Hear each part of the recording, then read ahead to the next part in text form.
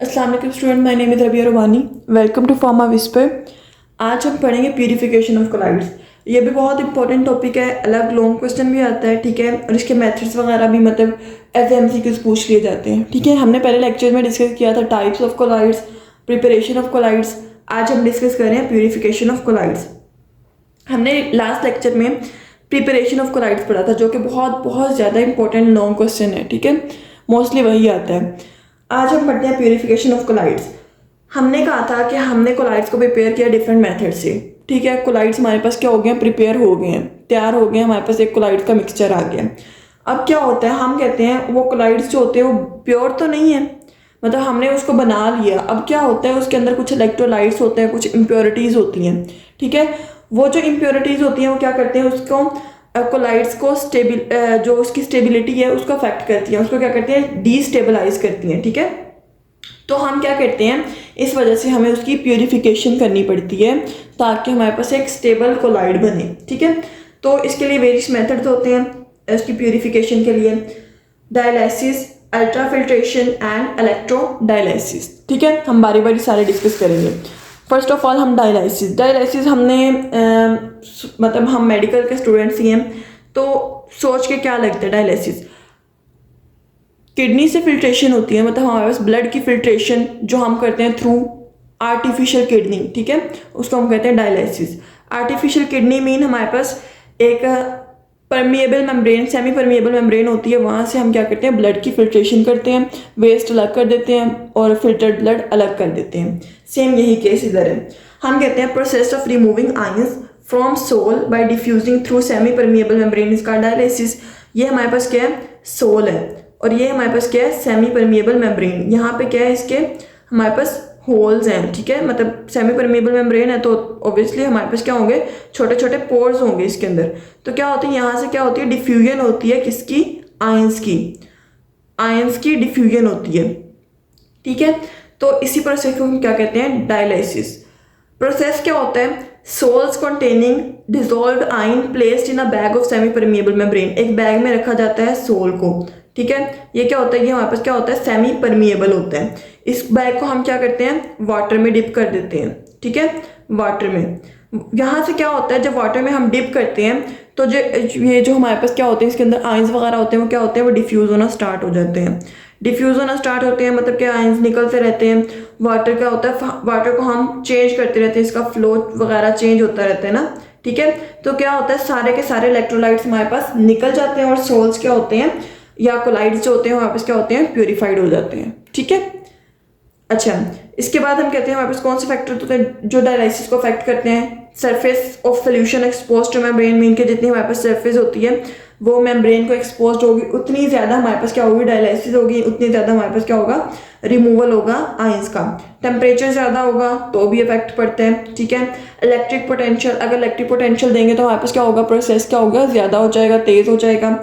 और maximum concentration difference of dissolve substances across the membrane के कितने जो हमारे पास कितने आयंस इसमें हैं, कितने हमारे पास इम्प्योरिटीज डिसॉल्व है, वो भी सारी चीज़ें इफेक्ट करती हैं ना।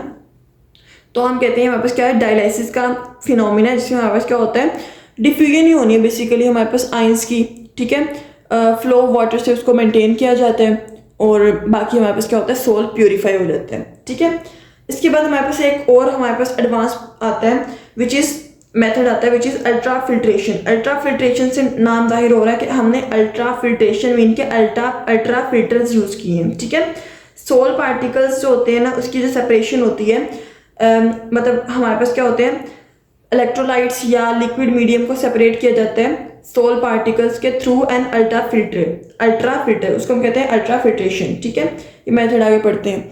अल्ट्रा फिल्टर क्या होता है, ये हमारे पास क्या होता है, फिल्टर पेपर होता है जिसके पोर्स जो होते हैं ना, वो बेसिकली हमारे पास नॉर्मल पोर्स ही होते हैं जैसे हर फिल्टर पेपर में होते हैं, बट उसको हम स्मॉल कर देते हैं अल्ट्रा फिल्टर में by using the solvent which is nitrocellulose, ठीक है।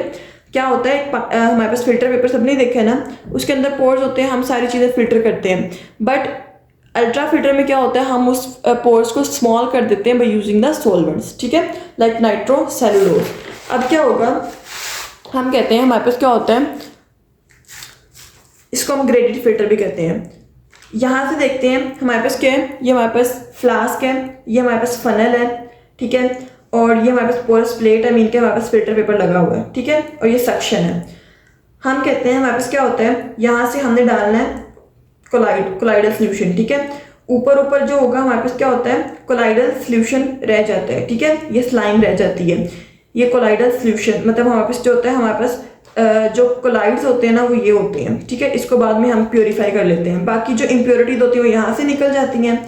और यहाँ पे क्या होता है, नेगेटिव प्रेशर यूज किया जाता है, मीन के वैक्यूम दिया जाता है, ताकि हमारे पास जो मतलब हमारे पास जो होती है ना उसकी और फास्टली मतलब अच्छे से उसकी क्या कह सकते हैं फिल्ट्रेशन हो सके, ठीक है।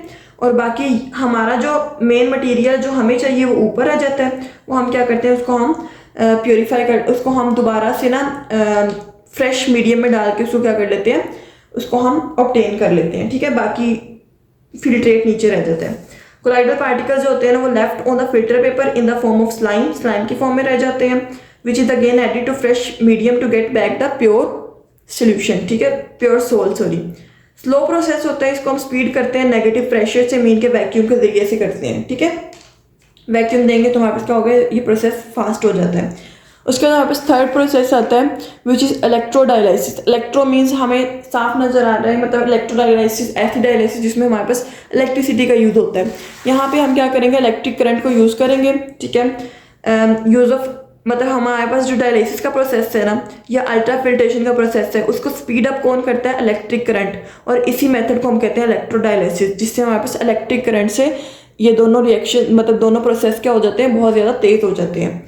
हम क्या करते हैं, इलेक्ट्रोडायलिसिस क्या होती है, 3 इसमें कंपार्टमेंट्स होते हैं, एक में एनोड एक में कैथोड होता है, ठीक है। और इनर कंपार्टमेंट में क्या होता है, हमारे पास सोल होता है, मीन के कोलाइड होता है, ठीक है।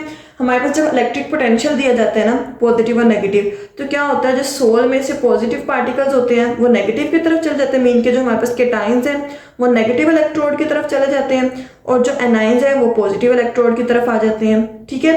फिर क्या होता है, मतलब ये तो इसके साथ चिपक जाते हैं ना जाके, हमारे पास क्या होते हैं, जो इलेक्ट्रोलाइट्स होते हैं लाइक हमारे पास जो आयंस होते हैं वो अपने अपने इलेक्ट्रोड पे चले जाते हैं। देन क्या होता है, वाटर रन करता है, ठीक है, और सारे इम्प्योरिटीज सारे इलेक्ट्रोलाइट्स को बहा के ले जाते हैं, ठीक है। ये इसका सारा यही लिखा हुआ है। होप से समझ आ गई। छोटा सा टॉपिक है बट इम्पोर्टेंट है, ठीक है। ये अलग भी आ सकता है और मतलब किसी के साथ भी पूछ सकते हैं, लाइक आप लोग preparation of colloids and purification of colloids, ठीक है, 20 मार्क्स का। या हमारे पास जब कोलाइड्स पर पूरा नोट आ सकता है तो उसमें भी हम थोड़ा बहुत प्योरिफिकेशन तो लिखेंगे ही ना, तो इम्पॉर्टेंट है, आप लोगों ने इसको अच्छे से करना है। बस कंसेप्ट का पता होना चाहिए, बाकी वर्डिंग तो खुद भी यूज़ हो जाएगी, मतलब आप लोग अपने से भी लिख सकते हैं, ठीक है।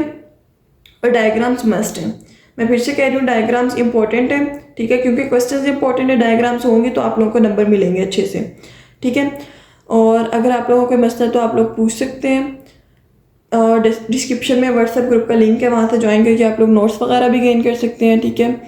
और बाकी होप सो समझ आ गई है, ठीक है। जज़ाकल्लाह।